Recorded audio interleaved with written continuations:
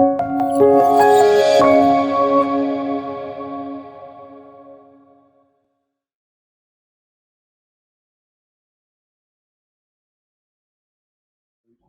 name is Alfredo Bonet. Good afternoon, everyone. I am the Secretary General of Círculo Empresarios, and I will be the moderator of this first session of this forum for the next 50 to 60 minutes that will be dedicated to the world economy. We are, as you know, navigating uncharted waters in these months. We have never been faced with such a deep economic decline caused by an external shock like this sanitary crisis, and by the measures applied by the governments to combat it with different degrees of success. We need to come out of this situation soon and take the opportunity to reconsider and reinforce our growth models, as our chairman was saying right now. This crisis has accelerated many of the trends that were already happening. Low productivity, trade frictions, the questioning of the capitalist model, weakening of liberal democracies, lack of trust of citizens in their leaders and institutions, populism, protectionism, crisis of multilateral institutions, geopolitical rivalries and shift to a bipolar world, etc. The already very high level of uncertainty for business leaders and for citizens in general has increased today after knowing the preliminary results of the US elections. We plan to touch upon many of these issues and others today in the coming minutes, and also tomorrow that we will concentrate more in Europe. Today's session is more dedicated to the world economy and tomorrow more to Europe. But it will be held, as you know, tomorrow here at the same time. For these discussions, we have invited a selected group of prestigious experts that I will introduce now very briefly. We have Bart van Ark, a Dutch national that has a PhD in economics by the University of Groningen. He started his career at the National Institute of Economic and Social Research in London, and later at the University of Groningen, where he has been teaching economic development, technological change, and growth for the past 20 years.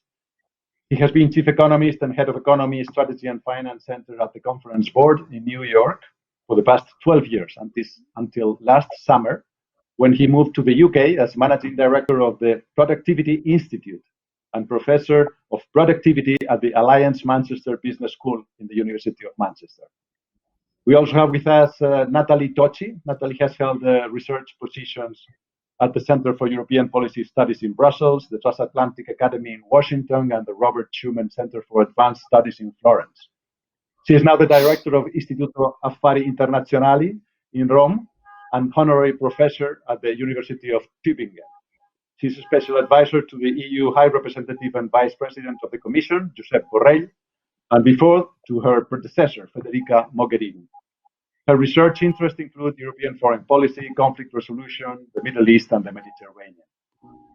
We also have Jesus Fernández-Villaverde, who has degrees in economics and law by ICADE in Madrid and a PhD in economics by the University of Minnesota. He is, since 2007, professor of economics. He's also director of undergraduate studies at the University of Pennsylvania, fellow of the Econometric Society, member of the National Bureau of Economic Research, and advisor to several relevant publications. He's also regularly invited speaker at Fundación Rafael del Pino, where I think he feels at home. Martina Larkin has degrees in finance by St. Gallen and Fordham University and MBA by ESCP Europe, and is a Yale World Fellow too. She worked in marketing and sales for Nestlé Switzerland, was later associate vice president at Lazard and Company, a New York-based investment bank. And she has worked for the past 11 years for the World Economic Forum in different responsibilities, being now head of the regional agenda, Europe and Eurasia, and a member of the executive committee. And we have Ignacio de la Torre. He has a degree in economics by ICADE in Madrid and in law by UNED, an MBA by INSEAD, and a PhD in history by UNED. He has worked for 20 years in investment banking and capital markets analysis and stock exchange in UBS, Deutsche Bank, and Arcano. He is now partner and chief economist at Arcano Partners and also associate professor of economics and academic director of the finance master's programs at IE Business School in Madrid. And let me start right away. I will ask 2 rounds of questions to each of the panel members that will be responded in 2-3 minutes each, if possible. And after that, I will ask some more questions coming from the participants or among yourselves. I will start with Natalie, because unfortunately Natalie has to leave us in about 15 minutes at 6:30. So I will ask Natalie a couple of questions, and then we will let her go, and we'll stay with the rest of the panelists. Natalie, geopolitics are changing a lot the world scenario. There is a growing rivalry between the US and China in several fields, especially in technology these days. And trade, investments, and value chains between these 2 countries have been one of the most important engines for growth in the world economy in the past decades, or especially in the past recent years. This decoupling between the US and China shows that we are moving towards a less cooperative and more nationalistic world. And as I said, China is growing, it is recovering faster and gaining ground after having defeated sooner the pandemic than we have done. And we would be interested in knowing, how do you see the impact of this process of less cooperation and more rivalry for the future of the economy, of the world economy? Well, thank you, Alfredo. And I mean, for me, the place to start really is in observing the fact that over the course of this pandemic, we have seen crystallizing something that had obviously been brewing for some time. So as you said, we already knew pre-COVID that there was a sort of confrontation brewing between the United States and China, but we understood this confrontation up until COVID, and I would say exclusively in sectoral terms. So there was a trade war, then there was a sort of tech war, and there could have been other sort of disputes and confrontations. And I think what we've started seeing over the course of this pandemic is that this is a broader confrontation. I mean, it's acquiring, and it's acquired, I think, already, political and ideological overtones, a sort of political and ideological embedding, which I think is going to, in some respects, remain regardless of what happens in the coming hours and days in the United States. And I'll come back to this in a moment. But I think the fact that there is this political and ideological overlay does point to the direction of a crystallization of an international system that goes back, in a sense, towards a bipolar structure. Now, it doesn't have the same connotations as we had during the Cold War, for the simple reason that even if we have a push, as you were hinting at, towards deglobalization, towards a decoupling in particular of the US and Chinese economies, there will still be interdependencies, and there will still be far greater interdependencies than there were between the Soviet Union and the United States back in Cold War days. So I think, we shouldn't exaggerate in the paradigmism, but I think it's clear that as this confrontation acquires this political and ideological overtone, this is something that will inevitably impact the world economy. Now, I say this, and I come back to the point of what happens in the United States. I think this will remain true regardless of who wins at the end of the coming, hours or days. And in fact, in some respects, one could imagine that whereas in a Trump scenario, a sort of Trump 2 scenario, there would still be, in a sense, the same animosity that we've seen over the last 4 years, but there would also be an instinct that Trump has had to try and strike deals with authoritarian leaders. I mean, he kind of tends to sort of, see eye to eye with them. Normally, it kind of doesn't quite work out, but at least at times there is the intention. And I say this to say that if we end up with a Biden scenario, which of course as Europeans is I think there's no secret in, I'm reading no secret in saying that this is the way in which we would like things to go. That confrontation in some respects may actually become even more acute. And it would become even more acute precisely because it's also a political and ideological confrontation. And for a Biden administration, things like human rights and the status of Hong Kong or Taiwan have real meaning, far more so than they would do under a Trump administration. So I think this is, regardless of what happens, a confrontation which is here to stay, which of course then fits with other trends that we've seen happening regardless of the US-China confrontation, which is, of course, the push for deglobalization, the debate about perhaps a more regionalized globalization as a consequence of the pandemic. But of course, here I step into the terrain of economists that are far more qualified than me to address some of these points. Thank you very much, Natalie. I would like to, before you leave, even if tomorrow we have a session dedicated to the European Union and to Europe, I think I need to ask you something, because I know you are an expert in European external action and among other things, and I believe that in this scenario that you have been describing now between this rivalry between the US and China, we are here in the middle in Europe, and we are trying to do and to find our way into this new geopolitical scenario, searching this strategic autonomy and also willing to maintain and spread our values and principles to the rest of the world through our external action. But some of these principles and values that we're trying to export, and sometimes even questioned by some of our member states in this kind of some divide that we have internally. Do you think that the European Union will be able to succeed in exporting or expanding these values to the world, or it is too naive to try to do that?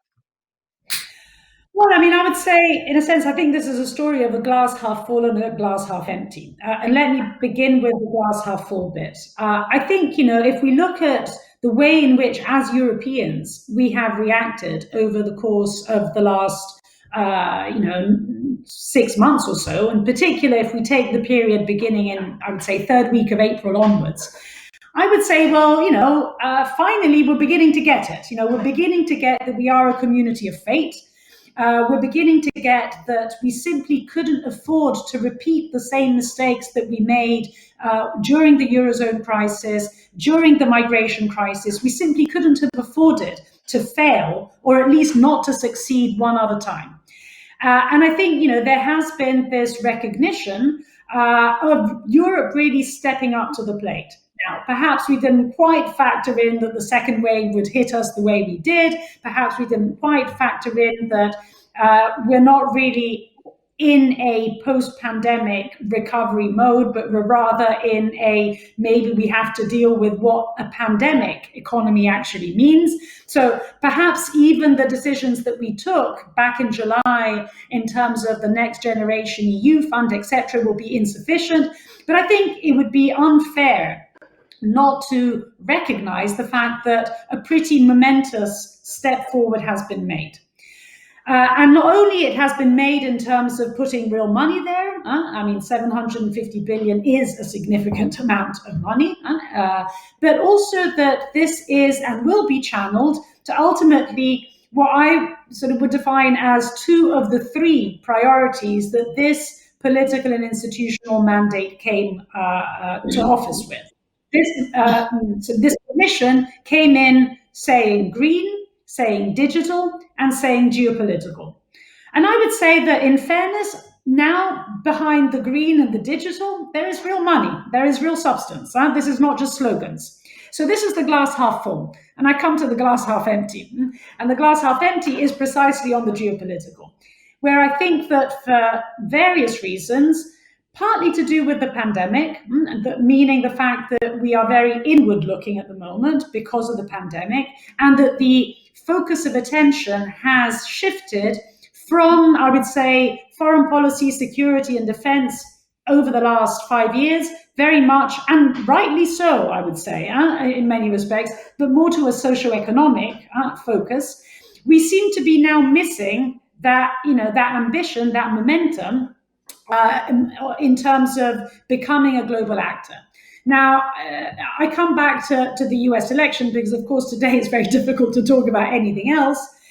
And simply to say as follows. Now, obviously, in the event of a Trump scenario, disaster, but it would reawaken the debates on European autonomy and strategic autonomy, because it would be another slap in the face.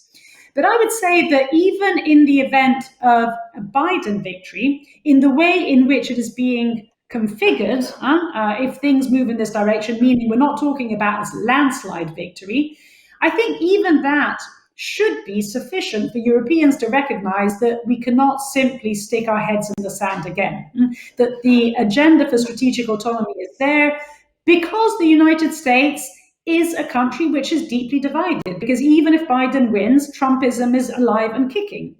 So, I very much hope that what is happening in these hours is going to be, in a sense, the wake-up call that we need, regardless of how things go in the end, to begin to bring back the substance behind that geopolitical ambition that has to live alongside the green and the digital, because in many respects, it is the external side of an internal coin. Okay, thank you. Thank you very much, Natalie. Very interesting. I think that I thank you for your participation. I think you can leave us now if you need to do it. And thank you again for coming here. I will move now to change subject. I'm going to ask Bart about his present job. I think my question is. Can you hear me? Yes, I think my question is related to productivity. Productivity is stagnant in many parts of the world, and has been like this for quite a few years or decades sometimes. And it looks like the digital revolution has not translated into this productivity growth that we expected. There is a shared view that productivity growth will have to come at the cost of jobs and machines replacing jobs in many sectors for the future. On the other hand, believe that the digital revolution will create more jobs than it will destroy. What is your view on the economic side of this issue? I will try to ask you later about more the social side, but I mean the economic side of what is going on with productivity and what we can do about it.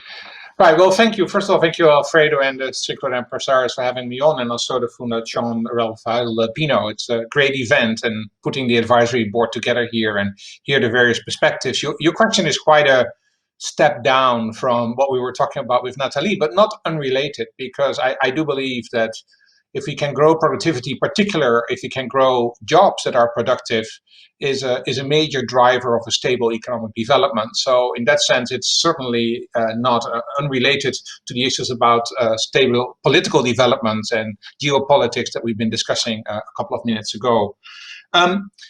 It's a great question. The traditional way that economists think about new technologies, like digital technology, is that it will lead to what we call structural change. And structural change will then ultimately cause productivity growth. And once productivity growth is there, we will gradually begin to have room for new economic activity, and that will create jobs. So it's a very kind of comforting view. And that is that technology and innovation is the greatest thing on earth. And yes, it may make us a little bit uneasy, and we can talk about the social concepts in a minute, the social consequences. But that ultimately it will be good for the labor market.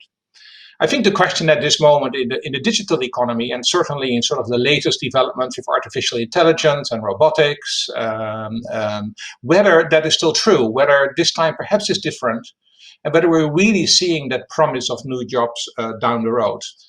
Now, I think we should step back a little bit and think a little bit about some of the characteristics of this recent technology wave. So, first of all, I think it's really important to make a distinction between what I call the old digital economy and the new digital economy. The old digital economy is what we were thinking about 20 years ago, when we had the rise of the personal computer. The beginnings of the internet was a little more than 20 years ago.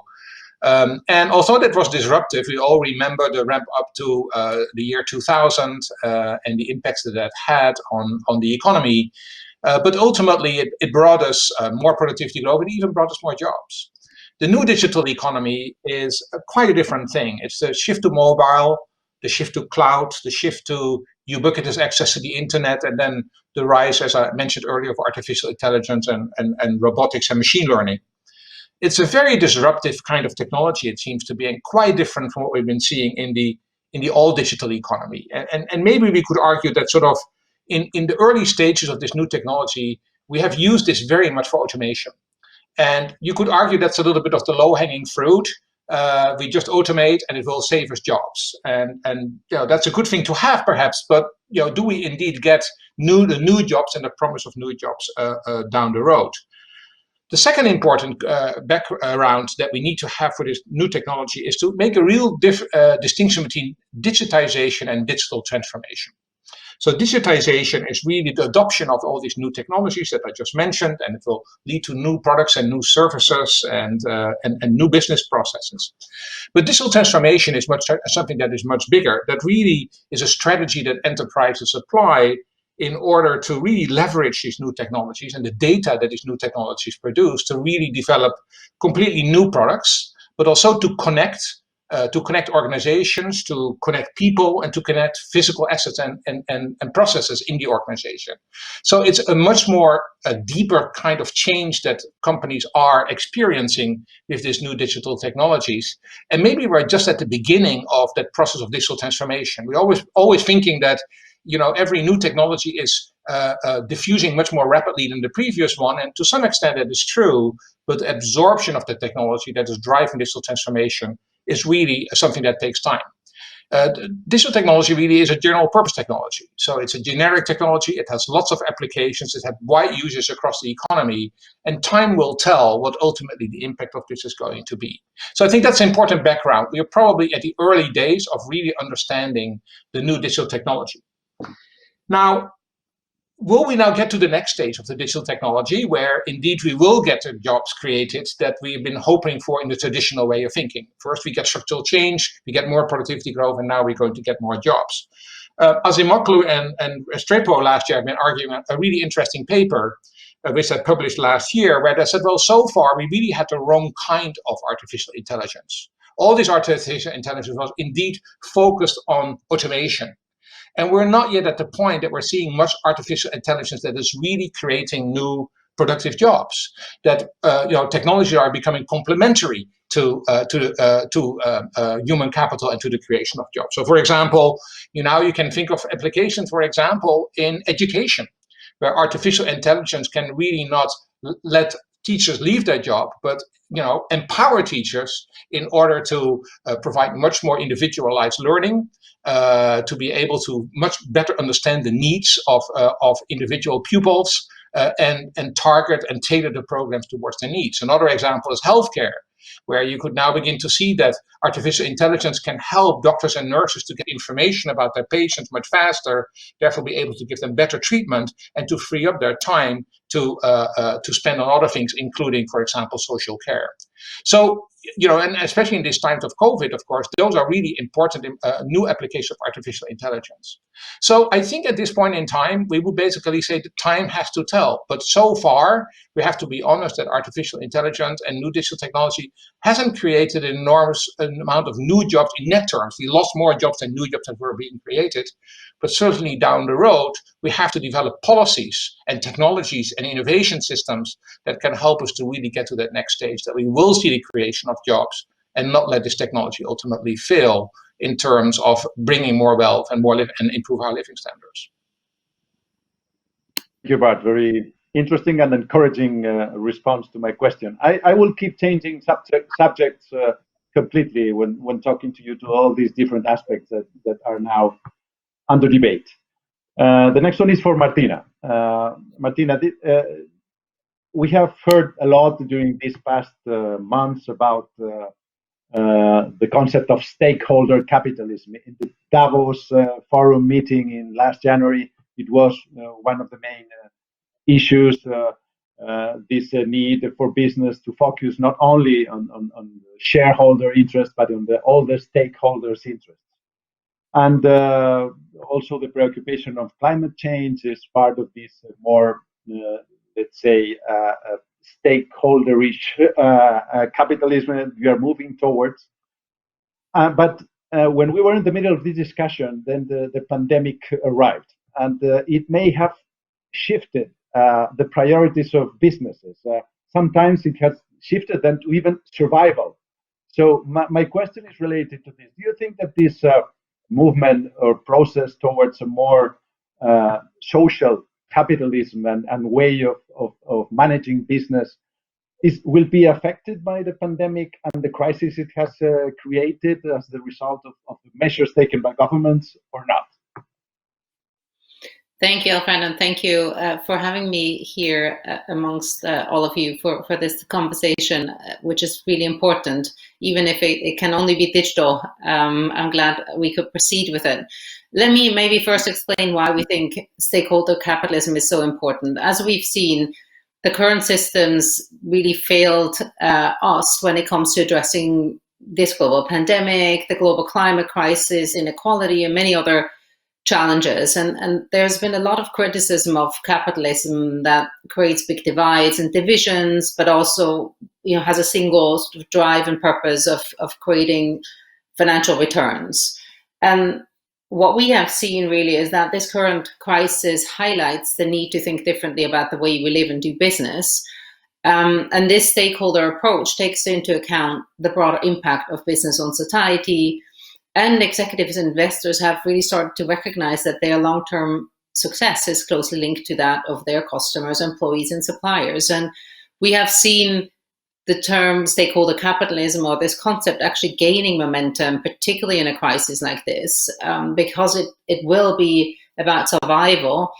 But to prepare for a future, companies can really not operate as they have in the past, and it really offers the best opportunity to tackle both the environmental but also social challenges and health challenges and other challenges that we're seeing. And important bodies like the U.S. Business Roundtable, which is America's most influential business lobby group, has announced this year that it would also formally embrace this concept of stakeholder capitalism. And we, of course, all know about impact investing, which is about linking financial returns also with environmental and societal outcomes. So there's clearly a momentum in that direction, and companies and boards have had to recognize that important determinants of a firm's capacity to create and sustain value, economic value, is very much dependent on them also addressing major issues, which usually has been, or in the past perhaps has been,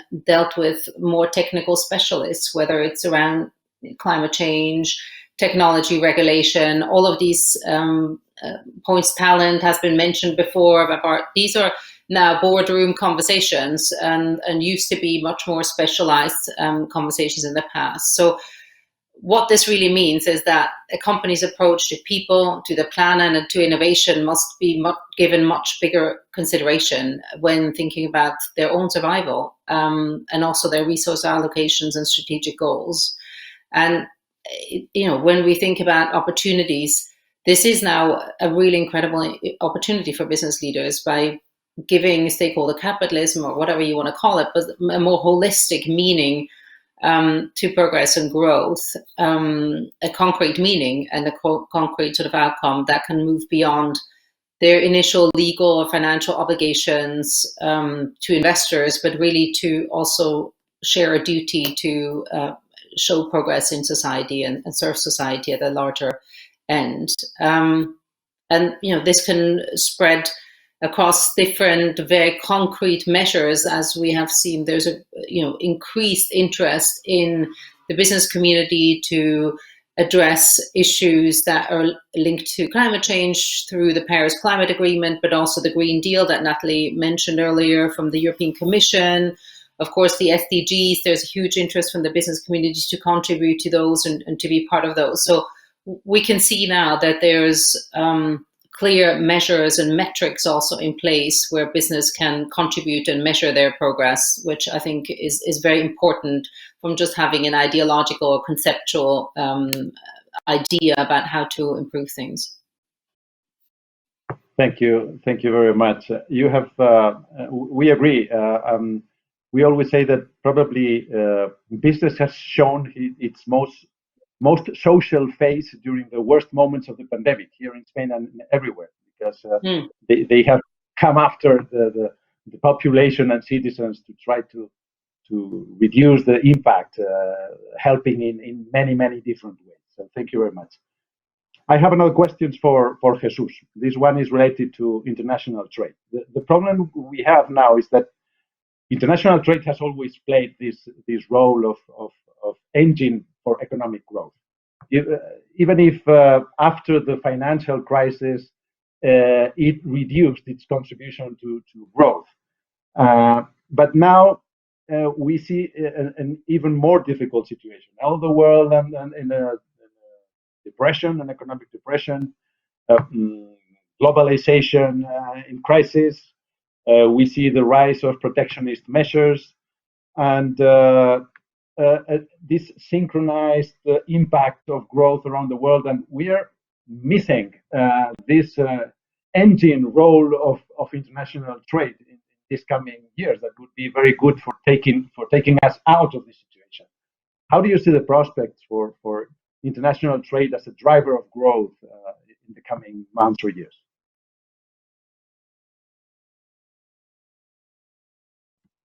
I guess I'm not particularly optimistic. I think that the move towards protectionism and partial deglobalization is not an accident.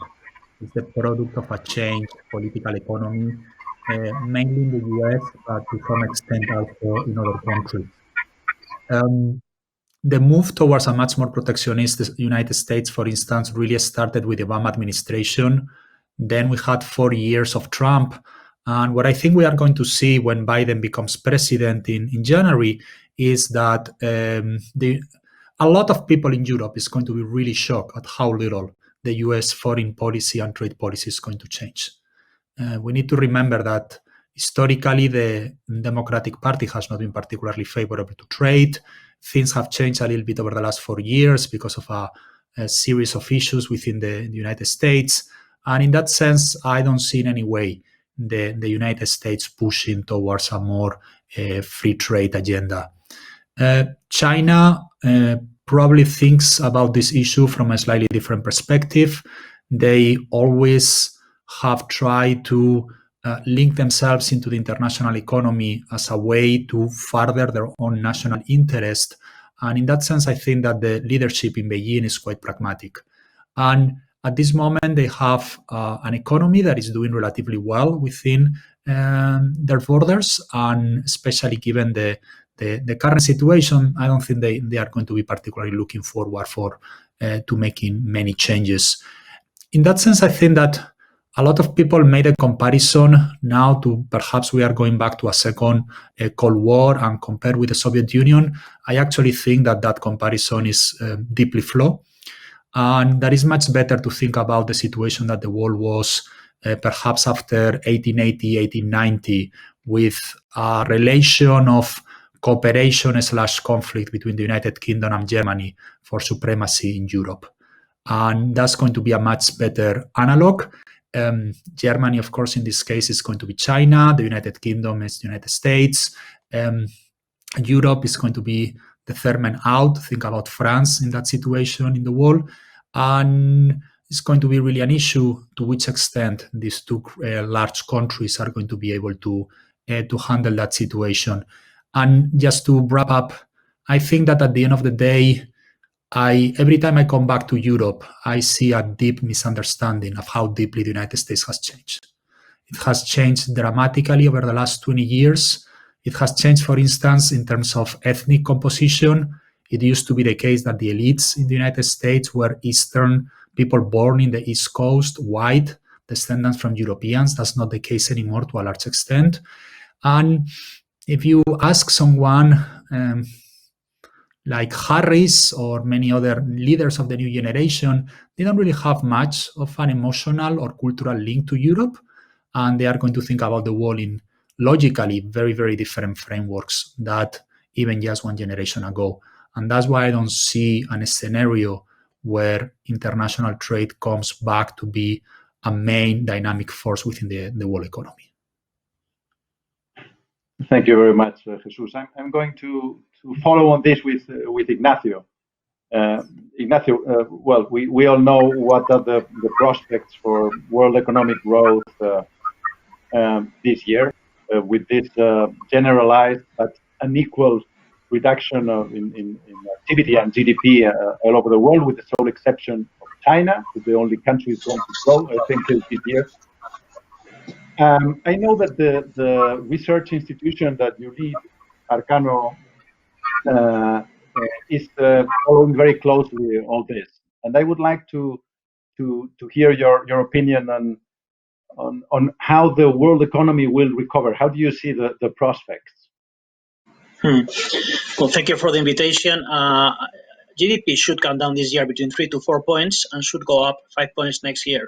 So we could say that it's going to take the world 1 year to recover the lost production. This is a much better situation than 2008-2009 crisis. To give you some numbers, China, as you said, has recovered GDP in 2 quarters. It's going to take the Americans 5 quarters to recover GDP, and the Europeans 2 years. It took Europe 6 years to recover the GDP lost during the 2007 crisis. And I think the reason why this crisis is less malign than the one in 2008 is threefold. On one hand, the monetary response by central banks is being much more intense. They have injected around $7 trillion in markets. This has been a much more decisive action than those you could see in 2008, 2009. If you look at it as a percentage of GDP, it's more than twice as relevant. Second, the fiscal response has been historic. Around $12 trillion have been spent by governments since March, which you could claim is almost 3 times as relevant as a percentage of GDP than the fiscal response implemented in the previous crisis. And third, and very relevant, money is flowing. The money which is being injected to central banks is reaching to the final economy. Monetary growth in the US is close to 25%, it's 10% in the case of Europe. Those are the best money growth you could see in the last 40 years, whereas money was in the negative territory in 2008, 2009. That's why I think that the situation is completely different from the one we saw a few years ago. Medically speaking, there has been only 6 reinfections published in papers out of 45 million cases. So we could work upon the assumption that once you have gone through COVID, as I have, then you are immune. Then if you divide dead people by the infection fatality rate, which is 0.65%, you can find out how many people have gone through COVID. If you make some numbers, it's around 16% in the States, it's around 17, 18% in Spain. If you look at large cities, New York City is 43%, Madrid is around 40%. You're getting closer to herd immunity. And once you begin to have the first vaccines by January, February, perhaps another 15, 20% of people can get immunized before summer. So I think on H1, large cities will be out of COVID and will leave COVID behind, and the rest of the regions probably during H2. If you put all these ideas together, I think 2021 should be a good year from an economic point of view.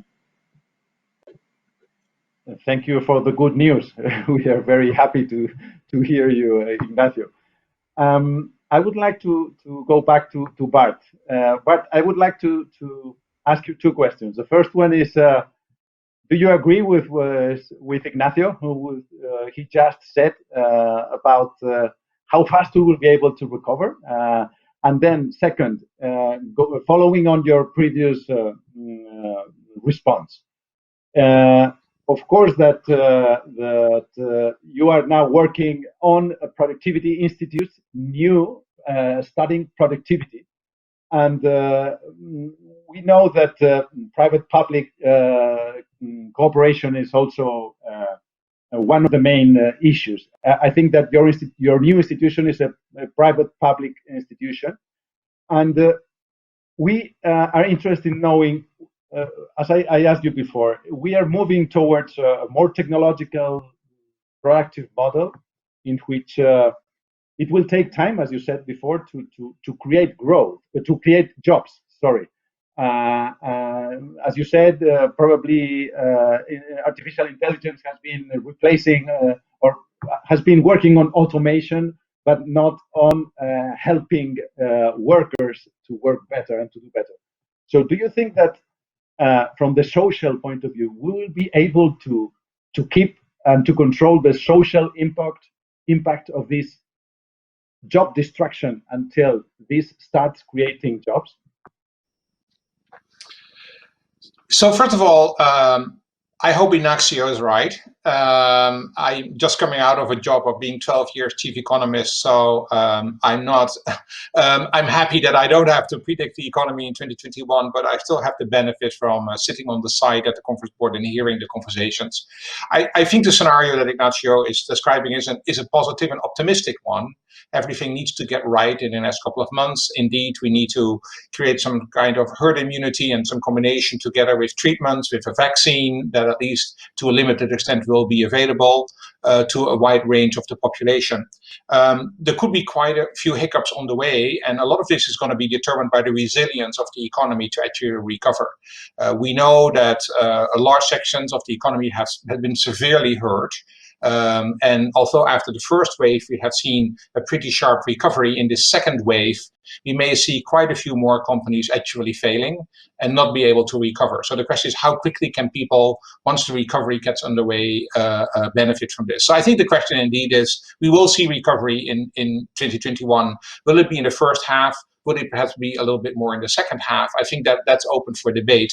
But no doubt, this has been a very unique recession. I mean, it's been one of the deepest recessions, if not the deepest recession we've ever seen in recent memory. But also, it's a recession where we've gone out very quickly, but we don't yet know what the longer lasting damage of this crisis really has been, which really gets me a little bit to your second question, because, in a way you could argue that there's a lot of damage done. There is now also an opportunity to actually use this opportunity to actually generate rapid growth, and whether this is related to more technology and faster productivity growth, or whether it is related to companies focusing more on the longer term and think harder about stakeholdership and not your shareholdership, or whether we think about how a new world trade system is going to look like. These are all things that we could potentially get right at this point in time.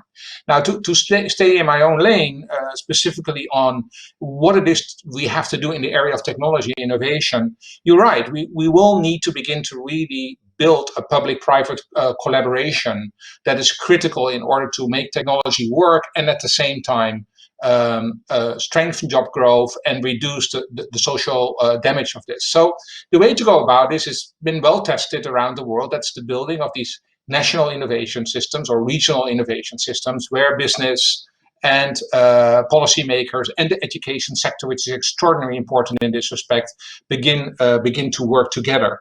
That is difficult to do because it has to be done at a very granular level. You cannot do this kind of top-down at a national level and then just tell regions and local communities what to exactly do. These innovation systems come bottom up, and we have lots of examples of successful innovation systems in the United States, in Europe, all over the place. It's kind of interesting that you're there in Spain, I'm in the UK, which are actually two countries that really struggle a little bit with that, on how do we develop this relationship between central government and on the other hand, letting regional and local governments really develop these innovation systems. There's a lot of political economy around this. So it's not so easy to all get this exactly right. So I believe that this crisis is giving us an opportunity that indeed some of the short-term developments that Ignacio has been describing can work to the advantage of getting out of this crisis soon. But there is this longer-term underlying challenge that we have to build a new way of getting business, policy, and education system work together. And that will be a big challenge. So I'm a little less optimistic, but also do clearly see a path forward in which we can make this happen. Okay, thank you very much, Bart. And this question is for Martina.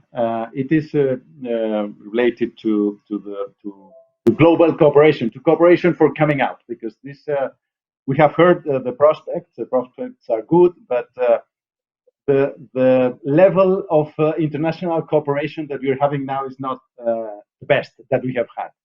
Multilateralism is in some crisis, also as a reflection of confidence of citizens and sometimes of leaders on multilateral institutions, and they have applied more nationalistic approaches to recovery. We face challenges that probably when you face a global challenge, you have to to tackle it internationally, not domestically. So it seems that sometimes that we have reached the limit of multilateralism, and it is worrying.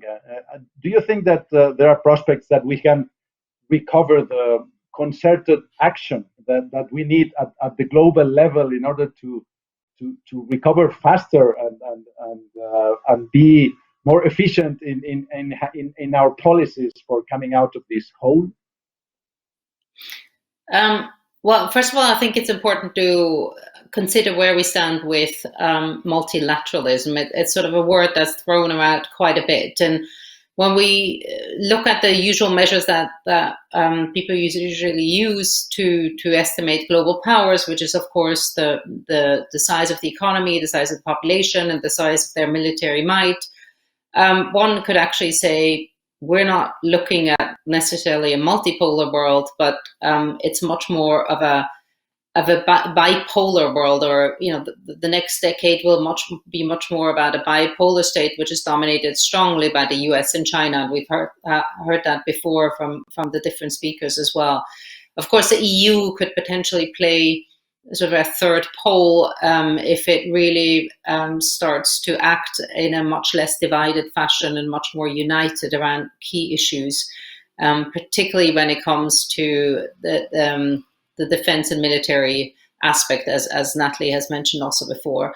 But so having that sort of backdrop is important, because that obviously will have an effect on how we think about multilateralism and multilateral organizations and institutions, because they won't be as effective as many have presumed under such a scenario, especially if it doesn't have the support of the big players. And I think that is sort of my first point, which is we need to be realistic that this only works if we get the big powers aligned and allowing this to happen going forward. And much of the crisis obviously is related to the fact that the big two powers have not wanted to play game and to play along with this. And particularly the US has withdrawn from a number of multilateral commitments.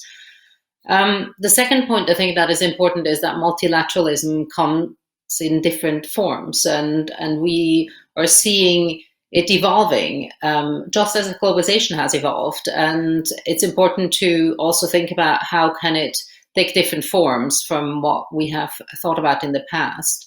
Of course, we are seeing big structural changes in the world economy and also security forces. And this is very much driven, of course, by the rise of China and the technology developments.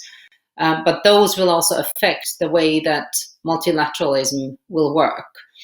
And with everything that is being, that has changed and is changing, many Western electorates have been much more skeptical of free trade, of China has become more assertive. And because of this upset of the equilibrium, medium-sized countries have become also more assertive, like Turkey, for example. And that leaves, of course, the US and the question around what will the US do in the future.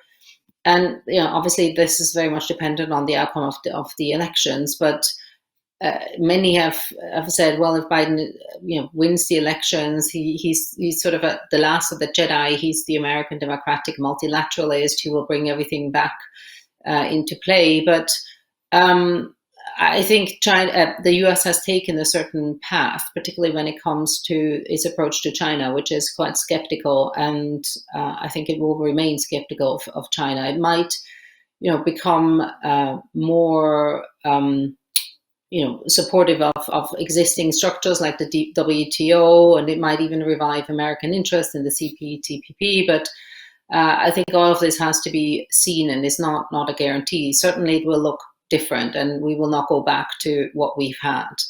Now, you've also asked what can be done, and what can be really given that many of the global challenges have to be addressed, as you mentioned, also by a group of countries, and cannot be just dealt with on a national basis. I think one of the things that is clear is that we need to accept that change is inevitable and see the opportunities and come up with different approaches. And one of those, I think, is the rise, for example, of sectoral or geographic cooperation.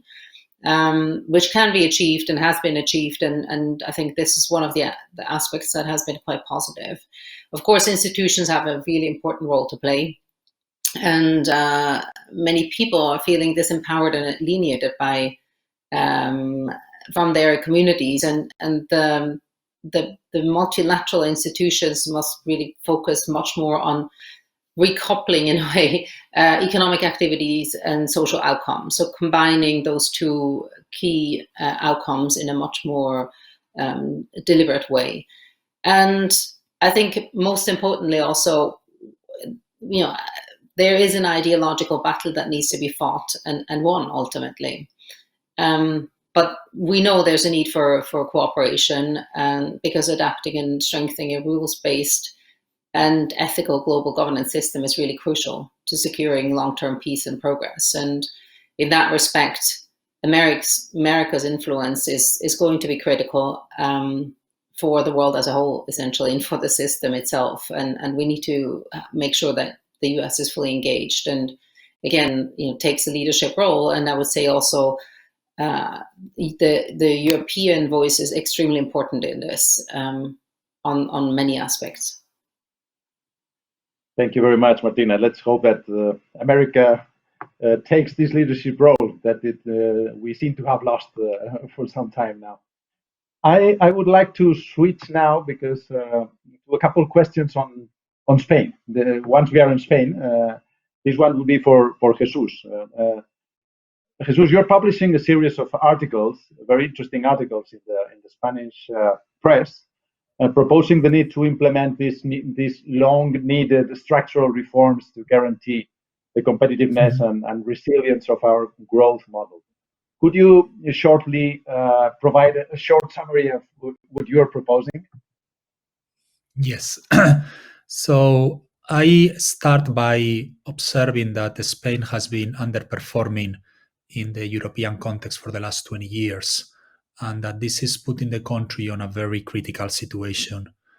And after having participated in the policy debate for over 15 years now, I have come to the conclusion that the key problem is the low capability of our state.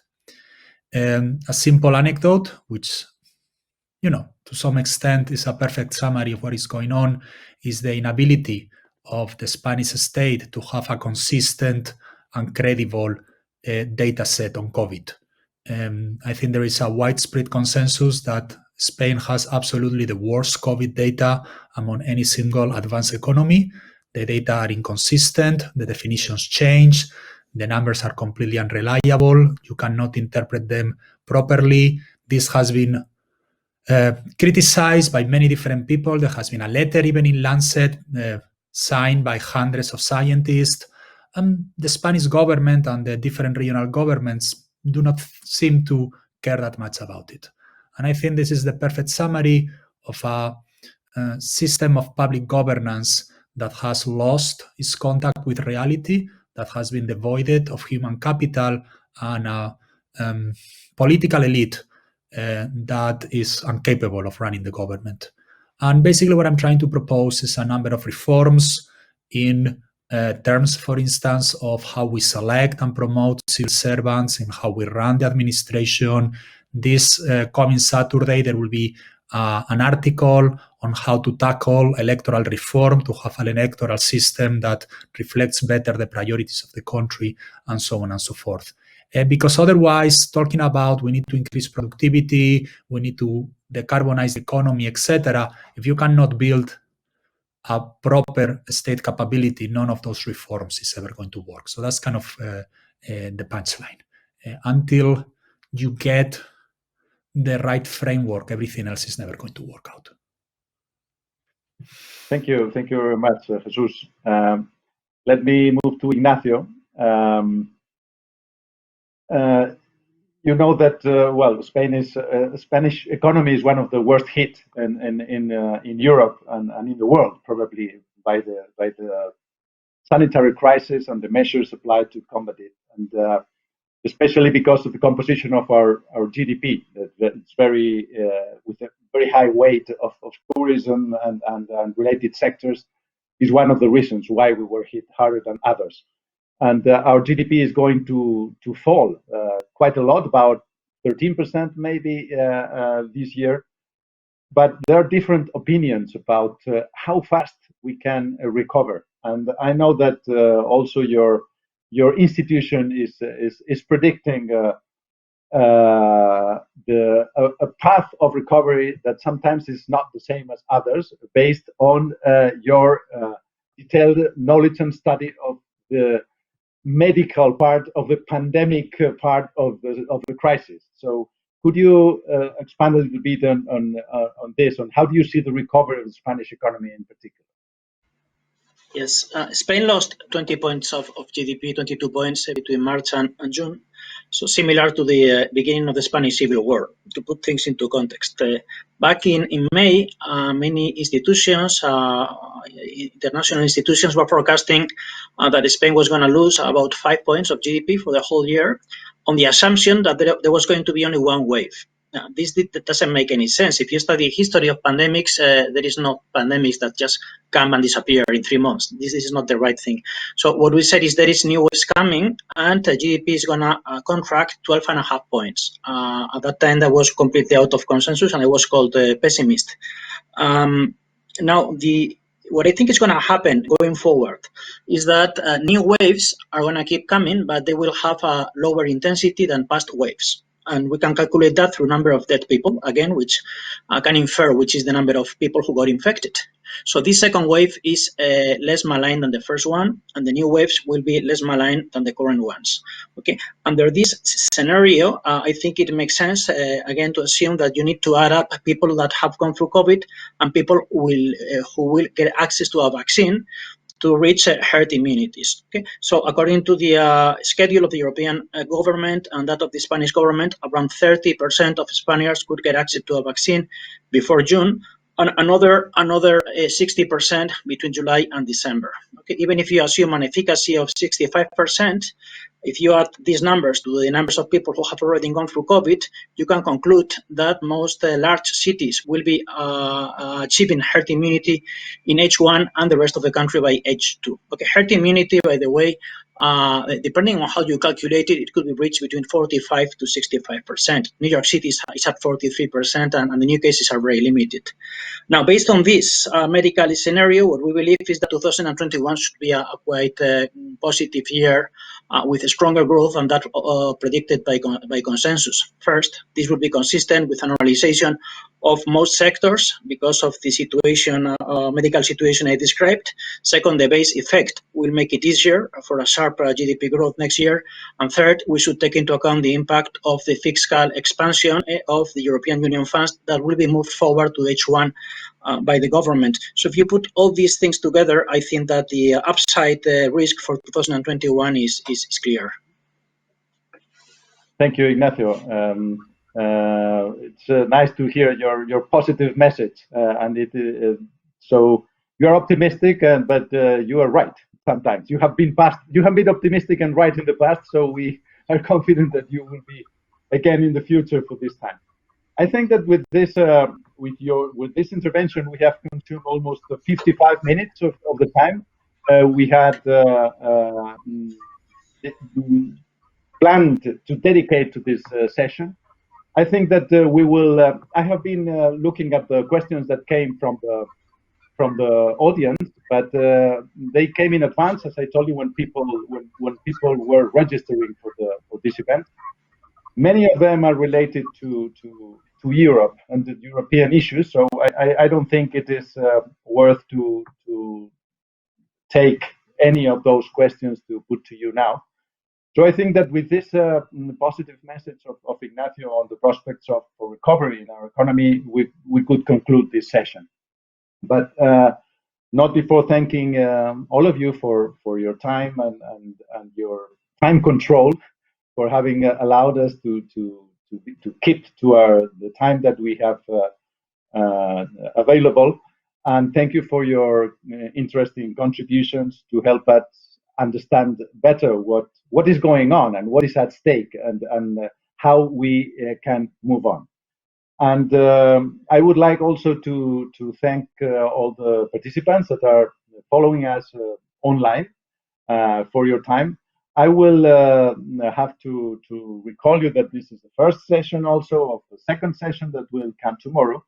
And I want to pass the floor now for the conclusion of this part of this first day of our forum to Eduardo Serra. Eduardo Serra is the chairman of our advisory board of Círculo de Empresarios. He's also, as our chairman said, is the chairman of Everis Spain, one national consulting multinational company, and among many other important public and private responsibilities. And he will be in charge of closing the session today. So thank you, everyone, and I hope to see you tomorrow again here. Thank you.